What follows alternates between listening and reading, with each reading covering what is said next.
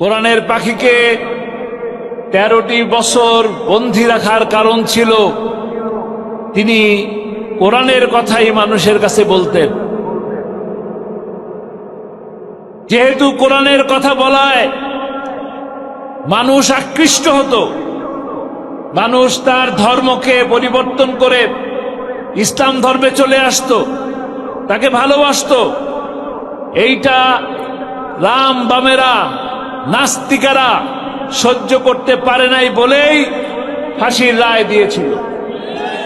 ফাঁসির রায়ের প্রতিবাদে সাতক্ষীরা সহ সারা বাংলাদেশ গর্জে ওঠে এবং 28শে ফেব্রুয়ারি থেকে শুরু করে 4 মার্চ পর্যন্ত টানা 5 দিন তারা এক নাগারে সাধারণ মানুষের উপরে পুলিশ দ্বারা বিডিআর দ্বারা গুলি করে হত্যা করে প্রায় 247 জন মানুষ।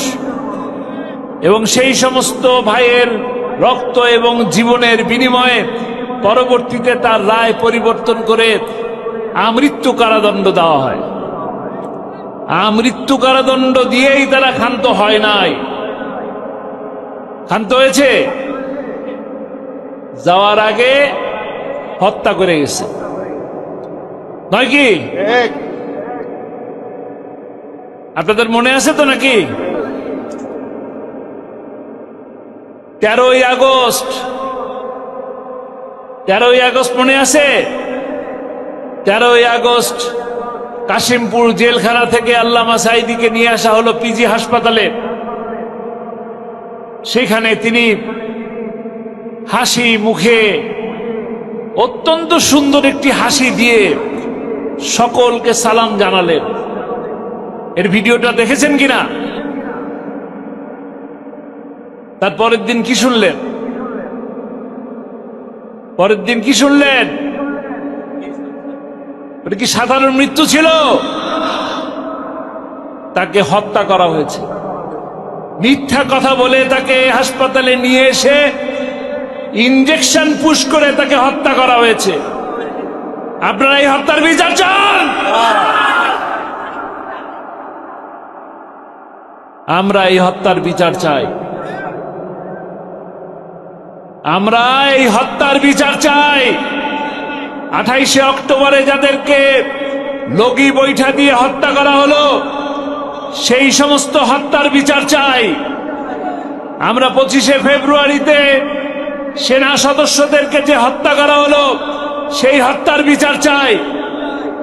আমরা 5ই মেতে আলেম ওলামাদেরকে রাতের আধারে নির্বিচারে গুলি করে যে হত্যা করা হলো সেই হত্যার বিচার চাই।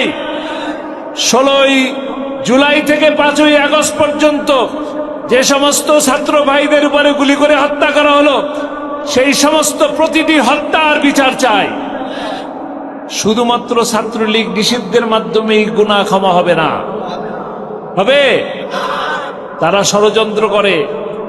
তারা কি মনে করে ষড়যন্ত্র করলেই হয়ে গেল? ভোট চুরি করলেই ক্ষমতায় থাকা যাবে? হত্যা করলেই কি ক্ষমতায় থাকা যাবে? আল্লাহ মহাপরিকল্পনাকারী, তিনি দেখিয়ে দিয়েছেন। কি দেখিয়ে দিয়েছেন? 1 তারিখ 1 আগস্ট জামাত ইসলামী এবং ইসলামী ছাত্র শিবিরকে নিষিদ্ধ করেছিল, তাই না? আর 5 তারিখে কে নিষিদ্ধ হয়ে গেল? কে? শুনতে পাই না তো। কে নিষিদ্ধ হলো? আপনাদের মনে আছে? আল্লামা সাঈদী বলতেন, মৌলবাদী বলো আমাদেরকে, আমরা হইলাম মূলবাদী, তোমরা হইলা আগাবাদী। বেশি বাড়াবাড়ি করলে কি করবেন? মূল ধরে একটু ঝাক্কা দিবেন, তারপরে কি হবে? কোথায়? দিল্লি গেছে কোথায়? পালায়ে গেছে কোথায়? তারা আবার বলে যে কাছেই আছি, চট করে চলে আসবে। চট করে চলে আসলে কি করবেন? কট করে ধরে ফেলবেন, কট করে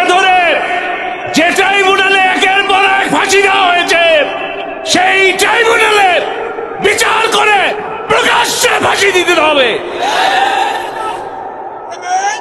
কোন নাস্তিকের স্থান হবে না বাংলার মাটিতে। কোরআনের বিপক্ষে যে যাবে তাকেই বাংলার মাটি থেকে পালাতে হবে।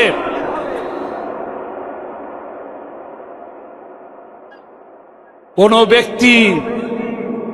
ব্যক্তি থাকতে পারবেন না।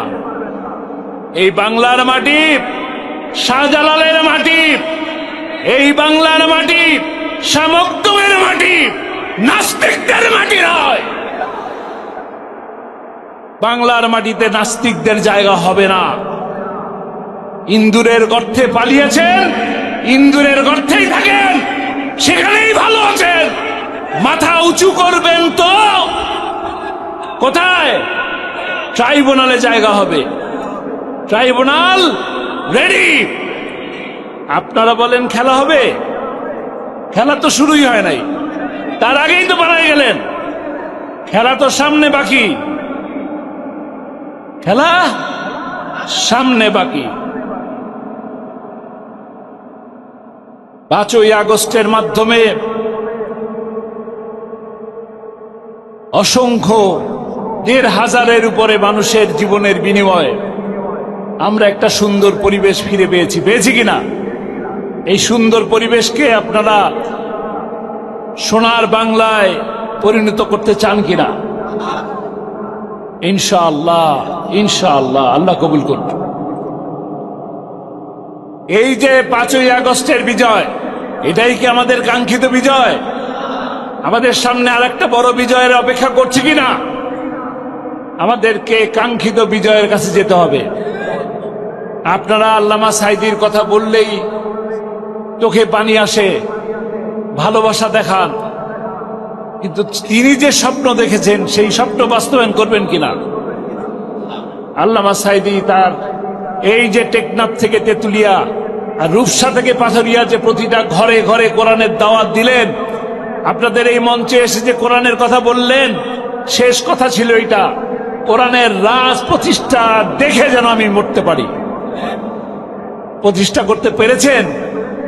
পারেন নাই। দায়িত্ব কার এখন? কোরআনের রাজ প্রতিষ্ঠার দায়িত্ব এখন আমাদের উপরে বর্তায়। কোরআনের রাজ প্রতিষ্ঠা করতে রাজি আছেন? কোরআনের রাজ প্রতিষ্ঠা হবে একটা মাত্র পদ্ধতিতে। পদ্ধতি কি আছে? ফাঁসি চাই বললে কি হবে? হবে না। কোরআনের রাজ প্রতিষ্ঠা করতে হবে প্রতিটি ঘরে ঘরে কোরআনের দাওয়াত পৌঁছানোর মাধ্যমে। সেদিনই সফল হবেন যেদিন প্রতিটি মানুষ কোরআনকে জানবে, কোরআনকে বুঝবে, কোরআন পড়বে, কোরআনের দাওয়াত মানুষের ঘরে পৌঁছানোর জন্য রেডি হয়ে যাবে।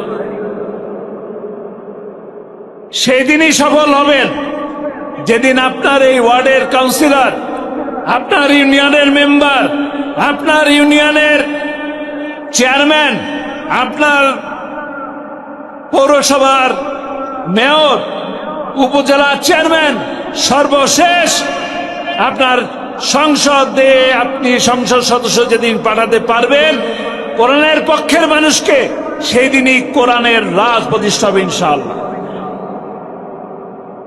কোরআনের রাজ প্রতিষ্ঠা করতে চান? কাদেরকে ভোট দিবেন? কাদেরকে? আপনারা একজন ইমাম সাহেবকে যদি মসজিদে নিয়োগ দিতে যান, তখন কি দেখেন? মুখে দাড়ি আছে কিনা, মাথায় টুপি আছে কিনা, টাকনোর উপরে পায়জামা পরে কিনা, পাঞ্জাবি পরে কিনা, প্যান্ট শার্ট পরা লোকরে কি ইমাম রাখেন? রাখেন না। তাহলে একজন 1000 মানুষের ইমামতি করবে, তার জন্য যদি এত পরীক্ষা করেন, লাখ লাখ মানুষের যিনি ইমামতি করবেন তার পরীক্ষা কি হবে? জানতে হবে না সে নামাজ পড়ে কিনা, সে রোজা রাখে কিনা, সে দুর্নীতির সাথে জড়িত কিনা, সে মাদকের পক্ষে কিনা। কোন মাদকের পক্ষে লোককে ভোট দিবেন, কোন দুর্নীতিবাজকে ভোট দিবেন, কোন চোরকে ভোট দিবেন? দেখেন, আপনার বাড়িতে যদি রাতের আধারে শীত কেটে বলে না, শীত কেটে যদি কেউ আপনার সম্পদকে নিয়ে যায়, তাহলে কি বলে? চোর ডাকাত নাকি? তাহলে এই যে কিছুদিন আগে যে ভোট গেল, 23-এর ভোট, 18-র ভোট, রাতের আধারে কি হলো বলেন? সেই ভোটগুলা কে চুরি করলো? কে? জোরে বলেন। চোরকে আপনারা কি আবার জায়গা দিবেন? চোরকে জায়গা দিবেন? জায়গা দিবেন যিনি নামাজি, তাকে জায়গা দিবেন। যিনি দুর্নীতির বিরুদ্ধে কথা বলেন, কোরআনের পক্ষে কথা বলেন, আল্লাহ রসুলের কথা বলেন, তার পক্ষেই আপনি আপনার সম্মতি জানাবেন, তার পক্ষে থাকবেন। আল্লামা সাঈদী 1996 সালে প্রথম এমপি নির্বাচিত হলেন।